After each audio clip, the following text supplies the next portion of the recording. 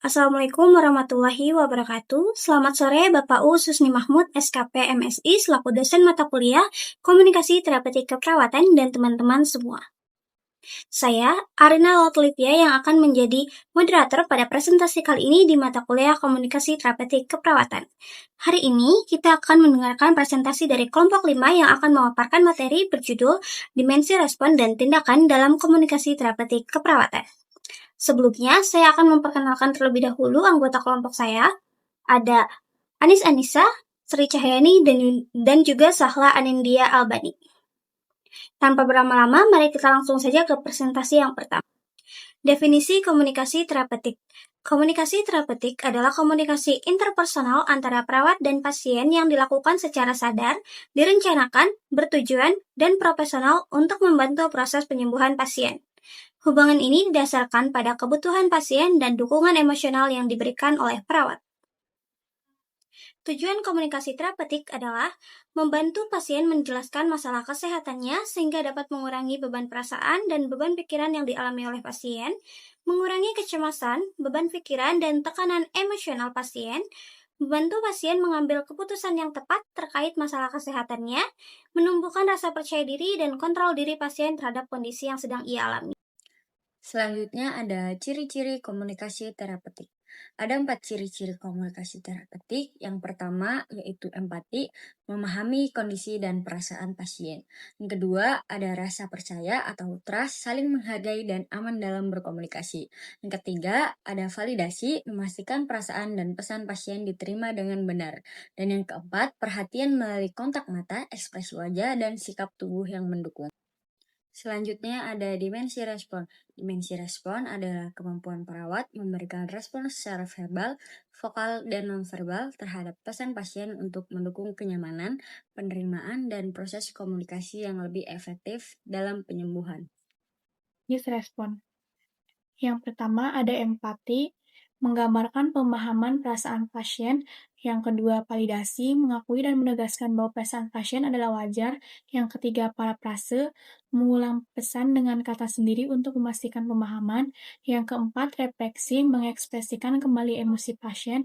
Yang terakhir, konkret, menggunakan bahasa jelas, spesifik, dan tidak membingungkan. Contoh penerapan dimensi respon. Seorang pasien lansia baru didiagnosis penyakit kronis dan menjadi cemas. Perawat memberikan respon empatik. Saya mengerti ini kabar yang berat. Apa bagian yang paling membuat Bapak atau Ibu khawatir? Respon ini membuat pasien lebih terbuka dan merasa didukung. Selanjutnya, pada bagian ini kita akan membahas mengenai apa itu dimensi tindakan dalam komunikasi terapeutik. Dimensi tindakan dalam komunikasi terapeutik adalah bentuk intervensi konkret yang dilakukan perawat untuk mendukung proses penyembuhan pasien. Tindakan ini tidak hanya berupa ucapan, tetapi juga mencakup isyarat nonverbal dan tindakan fisik yang menunjukkan perhatian, empati, dan kepedulian.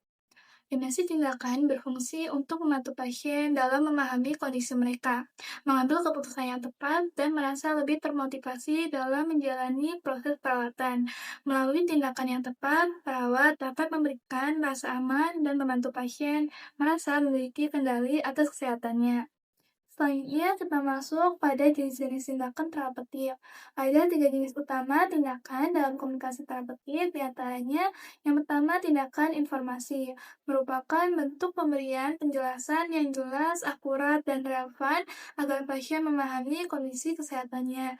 Misalnya dalam menjelaskan prosedur medis atau memberikan edukasi tertulis. Tujuannya agar pasien merasa lebih paham dan mampu berpartisipasi aktif dalam perawatannya. Dan yang kedua, tindakan persuasi. Jenis ini berfokus pada memotivasi pasien untuk mengubah perilaku ke arah yang lebih sehat. Misalnya, membujuk pasien agar berhenti merokok atau rutin dalam berolahraga. Namun, persuasi harus dilakukan dengan empati dan tetap menghormati keputusan pasien. Dan yang ketiga, tindakan instruksional, mencakup pemberian arahan atau petunjuk praktis kepada pasien tentang apa yang harus dilakukan, misalnya cara minum obat atau menggunakan alat kesehatan. Dengan instruksi yang jelas dan mudah dipahami, pasien bisa melakukan perawatan dengan benar dan mandiri. Dalam dimensi tindakan komunikasi terapeutik juga terdapat beberapa komponen pendukung yang penting untuk membantu perawat dalam memberikan dukungan yang efektif kepada pasien. Di antaranya konfrontasi. Konfrontasi merupakan upaya perawat dalam membantu pasien menyadari adanya ketidaksesuaian antara perasaan, perilaku, dan keyakinannya. Tujuannya agar pasien dapat memahami dan memperbaiki sikapnya secara lebih konstruktif. Nah, yang selanjutnya adalah kesegeraan. Berarti kemampuan perawat untuk peka terhadap perasaan pasien dan menanggapinya secara langsung pada saat itu juga. Hal ini membantu membangun hubungan yang jujur dan terbuka antara perawat dan pasien.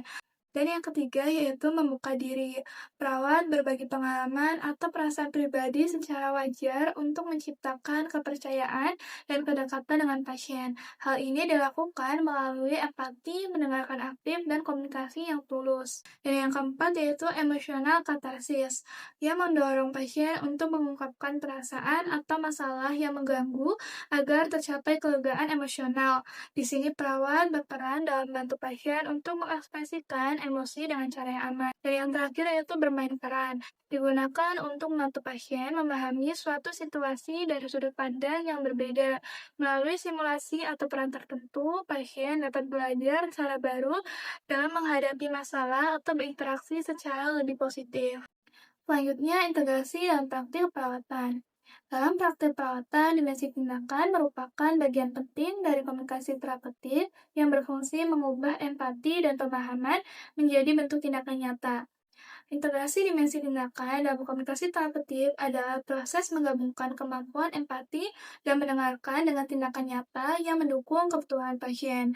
Tujuannya ialah menciptakan hubungan terapeutik yang holistik, di mana komunikasi tidak hanya berupa kata-kata, tetapi juga diwujudkan dalam tindakan perawatan yang membantu pasien secara fisik dan emosional.